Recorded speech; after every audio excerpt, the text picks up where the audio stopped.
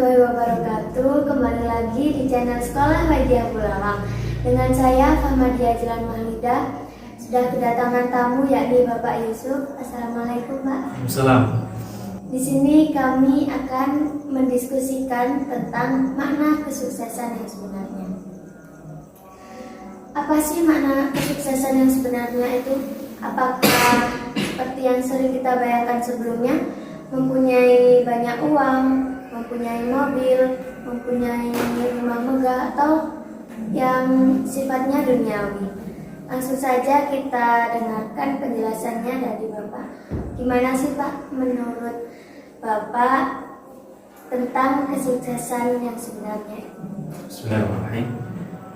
Memang sih kebanyakan orang menilai bahwa sukses itu sifatnya adalah materi. Salah nggak kalau kita beranggapan bahwa ketika kita punya uang banyak, rumah yang gede, mobil yang tinggi, atau apapun yang sifatnya materi itu kita anggap sukses, itu salah atau enggak? Nggak salah, itu juga benar. Cuma pertanyaannya adalah kita memandang sukses itu dari sisi mana gitu. Nah, sebelum saya lanjutkan, saya ingin tanya nih sama Mbak Jilan. Kira-kira menurut Mbak Jilan, sukses menurut Mbak Jilan itu gimana? Kalau menurut saya sih, ini cerita saya kita coba. Ketika saya mengikuti lomba, saya berusaha dengan sungguh-sungguh, akhirnya di lomba itu saya memenangkannya. Itu sih yang menurut saya sukses. Nah, jadi bisa dibilang bahwa sukses adalah rangkaian perjalanan yang kita membutuhkan ikhtiar sehingga di situ menghasilkan sesuatu gitu. Ya, bisa bilang seperti itu ya. Nah, berarti esensi dari sukses itu atau nilai yang dapat kita ambil dari sukses itu, apakah sebuah materi aja? Enggak kan? Enggak, karena kebanyakan kita selalu menilai bahwa sukses itu adalah ketika mereka yang punya mobil sport itu satu, dudukan cuma 2 kursi. Kebanyakan kan seperti itu. Wah, kayak sekarang yang lagi viral, mari kita coba. Nah, seperti itu kita anggap adalah orang yang sukses, duitnya banyak. Apakah seperti itu yang bisa kita anggap sukses dan kita jadikan patokan? Aku seperti dia, aku ingin seperti dia. Ketika kita sudah punya pikiran seperti itu, kita harus ngoreksi hati kita nih. Apakah itu sih yang kita cari itu? Salah nggak? Ya kembali lagi, kita goalnya apa? Kalau kita goalnya adalah untuk dinilai orang lain, itu benar. Kita ingin kaya, ingin dinilai orang lain, dan orang yang supaya kagum, itu benar. Kita ingin punya mobil sport yang warnanya kuning mengkilat, itu benar juga. Ketika kita naik mobil ada rasa aku naik mobil sport nih, dianggap orang, wah itu keren banget ya naik mobil sport, itunya cuma satu misal dari atas ya, itunya dari atas cuma satu, jadi dianggap keren banget. Akhirnya poin yang kita tangkap di sini bahwa loh, sukses masa harus dinilai orang? Kalau kita selama menilai sukses adalah supaya dinilai orang, kita nggak akan pernah ketemu yang namanya sukses sejati itu. Guru saya itu pernah bilang bahwa sukses adalah ketika kita merdeka dari penilaian orang lain. Paham maksudnya merdeka dari penilaian orang lain? Ketika kita sudah merdeka dari penilaian orang lain, yang ada dalam hati kita, yang ada dalam diri kita adalah perasaan bahwa apa yang saya lakukan yaitu untuk diri saya, bukan untuk mendapatkan nilai dari orang lain. Paham maksudnya? Iya. Karena kebanyakan dari kita akan memikirkan hal itu. Kerjakan apapun, dapat nilai apapun, tujuannya supaya dapat penilaian orang lain. Pinter, supaya dianggap gurunya aku pinter. Apakah itu sukses? Beberapa orang menilai itu sukses. Cuma apakah hati kita akan seperti itu terus? Kalau kita akan bersaing dengan sebuah materi, diri kita dan orang lain, kan nggak ada habisnya. Seperti itu. Jadi kita harus memahami bahwa sukses itu bukan tentang materi, tapi adalah tentang rasa dalam hati.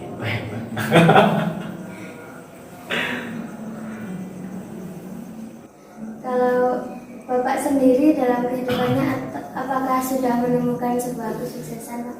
Nah, kalau bicara tentang kesuksesan yang saya alami, kalau tentang materi, saya belum merasakan yang namanya sukses materi. Tapi sukses dalam hati berkali-kali gitu. Saya merasakan sukses dalam hati itu berkali-kali. Misalnya, saya merasa sukses ketika kayak Mbak Jilan tadi ketika mengikuti sebuah lomba atau acara yang dimana Mbak Jilan bisa menghasilkan sesuatu dan berhasil. Itu Mbak Jilan merasa aku sukses. Saya pernah merasakan hal itu ketika saya kuliah dan akhirnya lulus. Saya punya goal itu foto wisuda sama orang tua. Bukan nilainya ya, bukan nilai wisuda, bukan nilai ijazah dan lain-lain. Saya cuma punya goal foto wisuda sama orang tua dan itu berhasil. Bagi itu sukses, cukup gitu loh. Nah, selanjutnya ada goal apa lagi setelah itu? Gitu. Misal, ternyata di perjalanan dipertemukan dengan orang-orang yang luar biasa baiknya. Misal, pengen mengadakan kumpulan dengan orang-orang yang sevibrasi atau kumpulan orang-orang yang memiliki tujuan yang sama. Itu Allah biasanya kasih jalan macam-macam, nggak cuma satu jalan aja gitu. Itu salah satu juga yang saya anggap sebagai aku sukses juga di sini. Itu merasa bahwa kemudahan-kemudahan yang diberikan oleh Allah itu adalah salah satu contoh simpel dari kesuksesan. Itu sederhana. Seperti itu. Oh ya, saya punya kisah. Banyak kan di kalangan komunitas saya, kan komunitas saya itu adalah komunitas orang-orang yang suka cari duit. Nah, orang yang suka cari duit, bayangan banyak orang adalah mereka yang goalnya adalah kekayaan, keberlimpahan, kemewahan, dan lain-lain. Kalau sampai Instagram atau YouTube, sampai akan memiliki perbedaan ketika nonton beberapa influencer di YouTube atau di Instagram. Misal Atta Budek gitu ya, yang sekarang lagi viral habis nikah, yang didatengin orang-orang penting di negara ini. Dan juga ketika sampai melihat ada juga orang-orang yang kerjanya atau kontennya tidak memamerkan tentang harta, tapi bermanfaat. Dari dua orang itu, saya juga akan melihat sisi yang sangat-sangat berbeda. Dalam arti penyampaian konten itu tujuannya untuk apa? Ketika kita yang ditonton adalah konten-kontennya Siska Kohol, mari kita coba, itu kita juga akan menimbulkan rasa enak ya, punya uang kayak Siska Kohol, makan nasi goreng 400 juta gitu. Gimana nggak 400 juta? Dia beli satu porsi nasi goreng 200 juta, dua porsi 400 juta. Orang-orang di bawah yang menonton itu, yang bisa dibilang kalangan bawah, ketika nonton itu dia akan merasa bahwa orang itu cari uang kok gampang banget ya, kita kok sulit banget ya gitu. Nah, akhirnya kan juga bisa menimbulkan kayak kekhawatiran sosial yang terjadi di bawah. Hal itu juga karena pengaruhnya influencer yang ada di sosial media sekarang. Maka dari itu saya akan selalu menyarankan pada teman-teman supaya kontrol pada diri teman-teman, bajingan dan lain-lain itu tetap terkontrol dengan baik. Tontonlah tontonan yang benar-benar Mbak Jilan butuhkan. Kalau Mbak Jilan nonton influencer-influencer yang hedon, paham hedon ya? Hedonisme, yang memamerkan kekayaan, memamerkan harta, Mbak Jilan akan ke-trigger tuh. Apa ya caranya? Mbak Jilan akan terbawa ke sana. Padahal kadang Mbak Jilan untuk ke sana itu butuh effort, usaha yang benar-benar hampir oleh karuan. Ya memang mungkin bisa. Cuma ketika kita terprogram oleh influencer, otak kita akan terprogram ya. Ternyata sukses itu ketika punya mobil kayak Atta Halilintar, punya rumah kayak Raffina Andita, Raffina, ya itulah.